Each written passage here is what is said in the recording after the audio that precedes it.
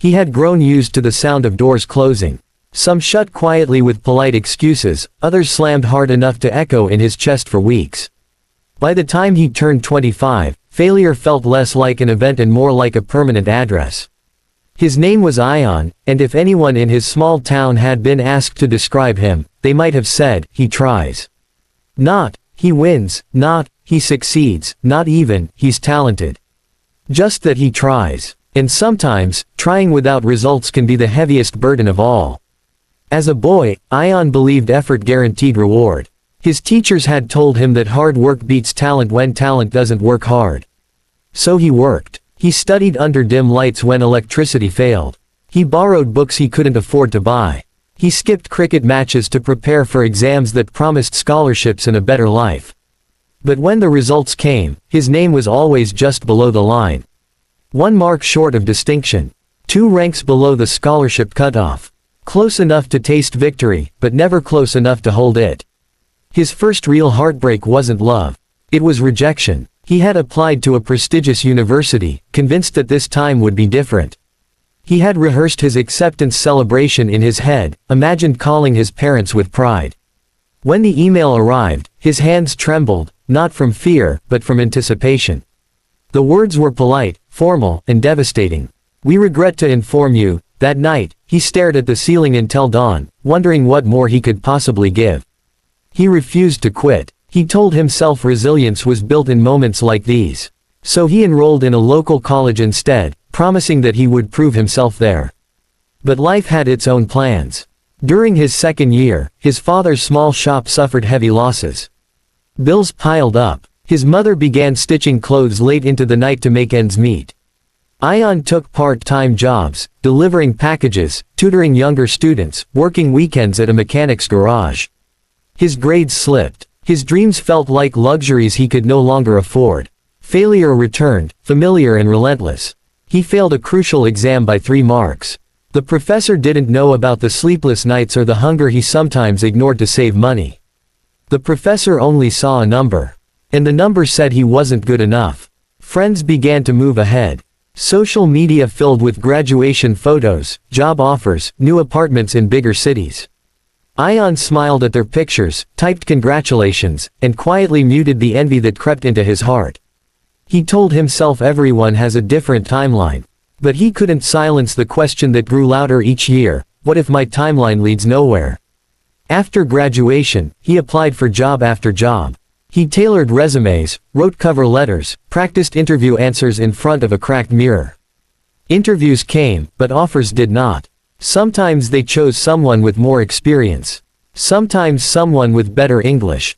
Sometimes someone with connections. Once, a recruiter told him kindly, "You have potential, but we're looking for a stronger candidate." Potential. The word felt like a promise that never intended to be kept. At 27, he decided to start something of his own. If doors wouldn't open, he would build one. He used his savings to launch a small online business selling handmade leather wallets crafted by local artisans. He believed in the product. He believed in the story. He believed in himself, at least enough to try again. For a few months, orders trickled in. He felt hope flicker back to life. Then a shipment was delayed. Customers complained. Negative reviews appeared. A larger competitor slashed prices.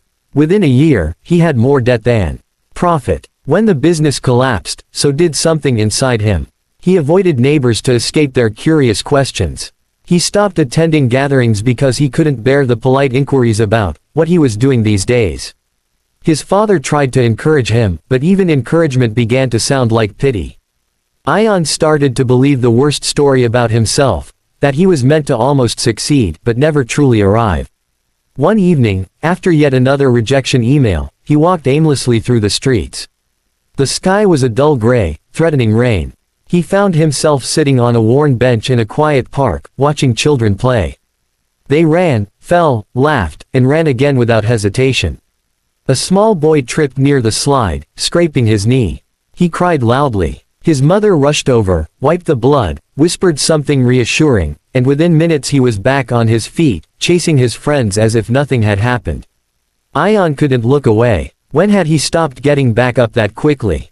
When had falling begun to define him instead of teach him? The rain began, soft at first, then steady. Most people ran for shelter, but he stayed. The drops soaked through his shirt, chilled his skin, and somehow cleared his thoughts. He realized something uncomfortable. He had been making choices from fear for years. Choosing safer options after rejection. Choosing smaller dreams after failure. Choosing to avoid risks that might embarrass him again. He had been trying hard, yes, but not boldly. Not wholeheartedly. He was protecting himself from pain instead of pursuing possibility. That night, he made one choice. It didn't look dramatic. There were no fireworks or speeches. He simply decided that for the next year, he would stop asking, "What if I fail again?" and start asking, "What if I finally commit without holding back?" He would choose courage over comfort, even if it meant failing publicly, painfully, and repeatedly. The next morning, he wrote down one goal: to become a skilled software developer. He had dabbled in coding during college but had never pursued it seriously, doubting his ability to compete with graduates from top institutions. Now, he chose differently. He enrolled in free online courses, set a strict schedule, and treated learning like a full-time job. He woke up at 5, studied algorithms, practiced building small applications, and joined online forums where he asked questions without shame. The first weeks were brutal. Concepts confused him. Error messages mocked him. Sometimes he spent hours debugging a problem caused by a single misplaced character. But instead of interpreting frustration as proof of inadequacy, he saw it as part of the process. Each obstacle became a lesson rather than a verdict. He reached out to experienced developers for guidance. Many didn't reply. A few did. One mentor, impressed by his persistence, agreed to review his projects monthly. The feedback was honest and often critical. Old Ion would have felt crushed. New Ion took notes and improved. Months passed. His skills sharpened. He built a portfolio website showcasing projects he had created from scratch. He contributed to open-source initiatives, collaborating with strangers across continents. For the first time, he wasn't chasing approval, he was building competence. He applied for internships despite being older than most applicants. Some companies rejected him without interviews. But a small startup invited him for a coding test. He failed the first round. Instead of disappearing, he emailed the hiring manager, thanking them for the opportunity and asking where he could improve. Surprised by his attitude, the manager offered him a second chance after a month. Ion prepared relentlessly. When the day came, his hands trembled just as they had years ago before opening that university email. But this time, fear did not control him. He solved problems methodically, explained his thinking clearly, and admitted when he didn't know something. A week later, he received a call offering him a junior developer position. The salary was modest. The office was small. The title was unimpressive. But to Ion, it felt like the first solid step on stable ground. He worked harder than ever, volunteering for challenging tasks, staying late to understand the company's systems. Mistakes still happened. Bugs slipped into production. Deadlines were missed. But he didn't crumble. He learned. Over the next 2 years, he grew. Promotions followed, not because of luck, but because of consistent improvement. He began mentoring new interns, recognizing the same insecurity he once carried. He shared his story openly, not hiding the years of failure that preceded his breakthrough. To his surprise, people respected him more for his struggles than for his success. Financial stability returned to his family. His father's shop was renovated. His mother no longer stitched late into the night.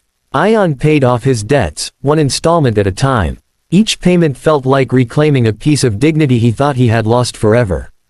But the most profound change wasn't external. It was internal. He no longer saw failure as an identity. It was an event, temporary and instructive. The difference between his past and present wasn't talent, connections, or luck. It was one choice, the decision to stop letting fear dictate his actions. Years later, when people asked how he made it, he smiled at the simplicity of the answer. He didn't make it because he was the smartest. He made it because he finally chose to risk everything on growth instead of protecting himself from embarrassment. He failed again and again, exams, interviews, businesses, but those failures were not wasted. They built endurance, humility, and empathy. One evening, he walked past the same park bench where he had once sat in the rain. Children were still running, still falling, still getting up.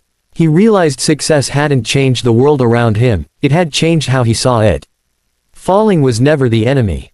Staying down was. He sat on the bench, closed his eyes, and allowed himself a quiet moment of gratitude, for the rejection letters, the collapsed business, the sleepless nights. Without them, he might never have reached the breaking point that forced a new decision. Pain had not been his punishment, it had been his teacher. If you looked at Ion's life from a distance, you might say his story turned around when he got the job offer. But that would miss the truth. Everything changed the night he chose courage over comfort in the rain. The job, the promotions, the stability, those were results. The real victory happened in a silent decision no one else witnessed. And that is how he failed again and again, until one choice changed everything.